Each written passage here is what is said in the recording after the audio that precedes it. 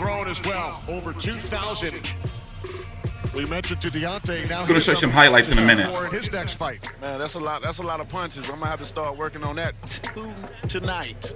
Tonight when but all jokes aside, man, congratulations. What are you naming the baby? Kaz, because after my grandfather. Nice. Congratulations on that record. Thank you. This is the things that we do. We set history that when we have children, we can pass that down and let them know, this is what daddy did, something they can be proud of us. So congratulations on that. And you're in the history books now. Yes. Yeah.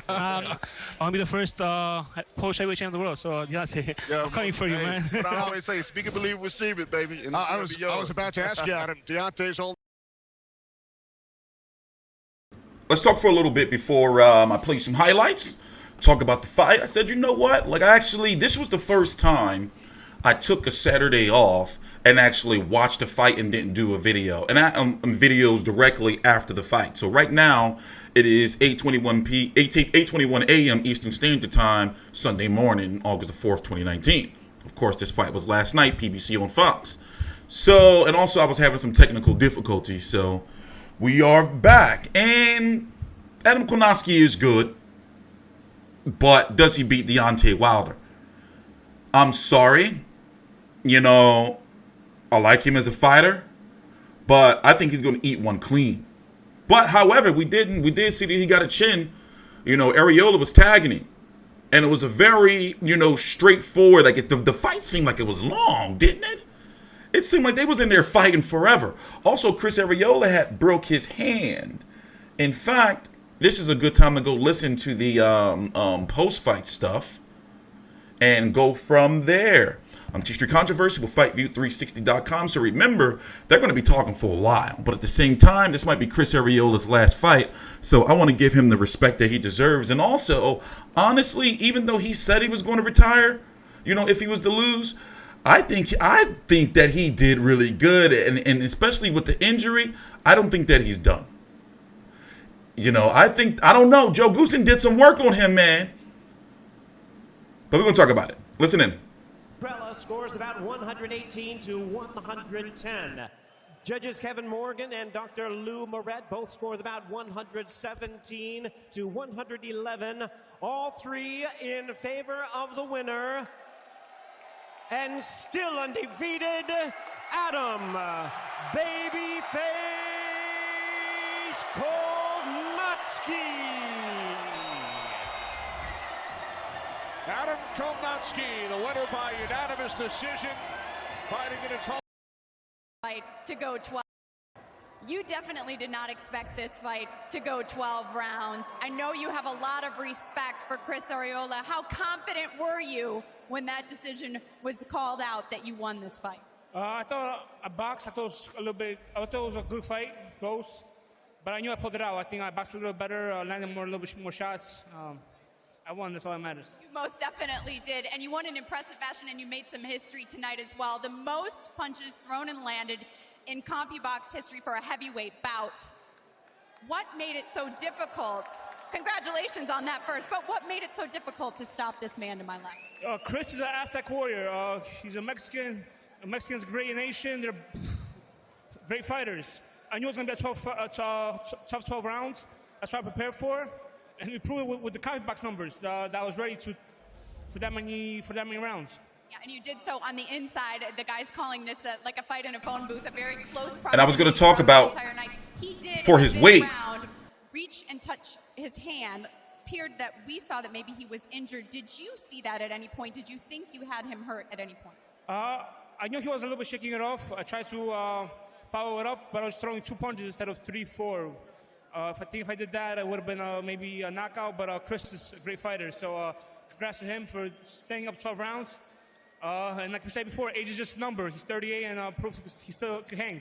I don't know if he will retire because after a fight like that, I'm sure the fans will like to see him again. We're going to talk to Chris in just a second, and I would agree with you on that. You have a baby on the way the end of this month. The last time we stood in this ring, you announced that. What would you like next? And with the way things are shaking out in this heavyweight division, you've got Deontay here ringside. He's, of course, got a couple of rematches. Anything can happen, as we've seen with Andy Ruiz. What would you like to do next? I just got to keep training hard, keep getting better, keep sharpening my skills, and see what the future holds. I got to get better. hopefully next year I get a title shot, and we'll see what happens. Well, congratulations on an incredible win here in front of your home fans, and good luck with that baby boy later this month. Let me explain to you what's going on with his title situation really quickly. See, it's been an unofficial heavyweight tournament going on. Dylan White is not officially eliminated yet. I'm going to talk about that in the stream. Anthony Joshua, he has to fight Andy Ruiz later on this year. Deontay Wilder's going to fight Luis Ortiz, and then if he wins, Tyson Fury. So his next 2 fights all the way up until next March, at the next March, April are, booked. Kubrat Pulev, he is in line. Okay, the winner of Joshua Ruiz 2 has to fight Alexander Usyk, then Kubrat Pulev. That's the way it shakes out. And then it's the WBC after that. Mandatory. So you would say right now, currently, even though he's suspended, the WBC mandatory situation is not going to resolve itself until they sort this Dylan White situation. The same thing happened when Povetkin had popped dirty for whatever reason, So Adam Kownacki right now, literally he's on the outside right now, on the outside of all those guys like I just named. He's right behind Dylan White in regards to where he is for a title shot. So he's got 1, 2. He's already got Usyk and Pulev in front of him, right? And I'm talking about in regards to, you have to think that whatever happens with Joshua Ruiz 2, that especially if Ruiz wins, they're going to go for Wilder, but Wilder has to win his 2 fights. That Ruiz, in the PBC's perfect world, Deontay Wilder beats Luis Ortiz, he beats Tyson Fury. And Andy Ruiz beats Anthony Joshua. The earliest they can fight is, I would say, around this time, September of 2020. You see what I'm saying? And then after that, it would be Usyk, Kubrat Pulev. So Kownacki's in a tough situation where, he's going to need some luck and some things to go into his favor. Like, for example, when Gerald Miller he eliminated himself because of the PED things.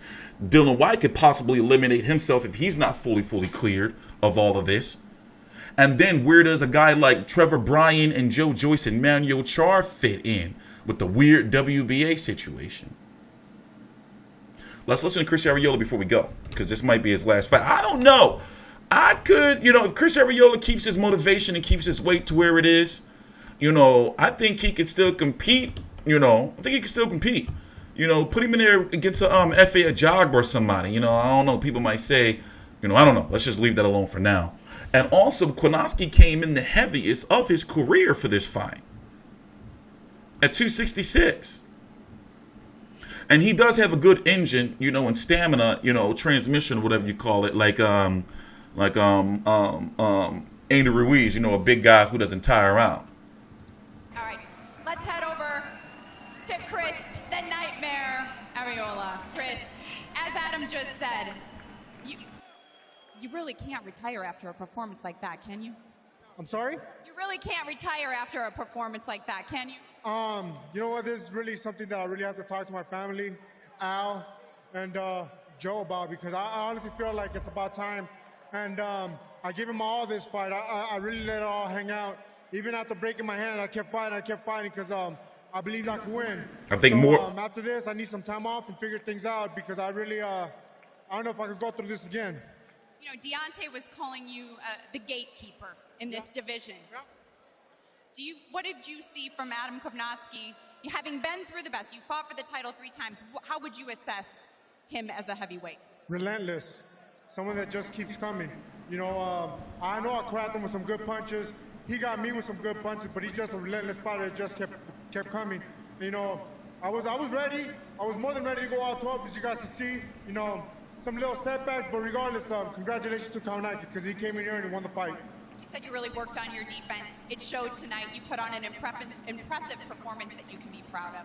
We hope we see you back in this ring again soon. Thank you, guys. I appreciate you guys.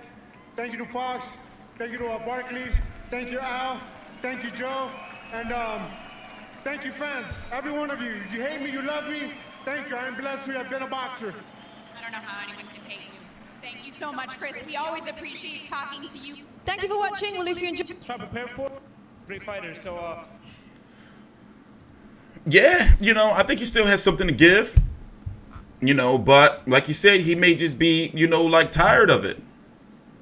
I'm TstreeT Controversy with FightView360.com. So who can Adam Kownacki fight next? You know, like as like a step up. Because he's got to, you know, stay busy. Let's go look in the rankings. Let's go look. You know, if Luis Ortiz, you know, whatever happens with Wilder, Luis Ortiz, he can fight Luis Ortiz if Luis Ortiz loses. You know, and we're talking about fights that can be promotionally made. You know, so guys like Joseph Parker, you know, I'm counting him out. Let's go look. Let's go look. Let's go look real quick before we bounce.